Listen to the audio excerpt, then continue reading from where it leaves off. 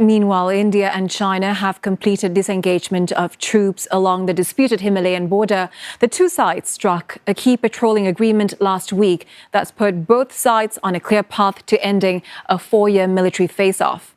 An Indian defense official says their forces have now been pulled from the last major friction points along the line of actual control at Depsang and Demchok in eastern Ladakh.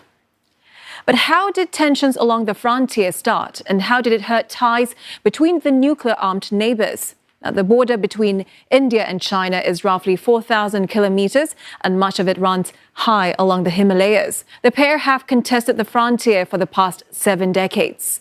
But it was the Galwan clash in 2020 where relations reached boiling point. The Galwan Valley holds significance in the region as it leads to Aksai Chin, an area India claims as its own, but is under Chinese control.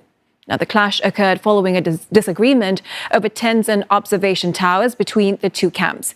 This erupted into a hand-to-hand battle involving around 900 soldiers, where they beat each other with rocks and wooden sticks embedded with nails. At least 20 Indian and 4 Chinese soldiers died in the confrontation between the neighbours, the first since 1975. Bilateral relations between Beijing and New Delhi suffered ever since, as both blamed each other for violations of a two-way pact. Now, full details of the new border patrolling arrangement have not yet been made public. Analysts say negotiations are ongoing, but the critical pact between the neighbours signals a willingness to start a new chapter.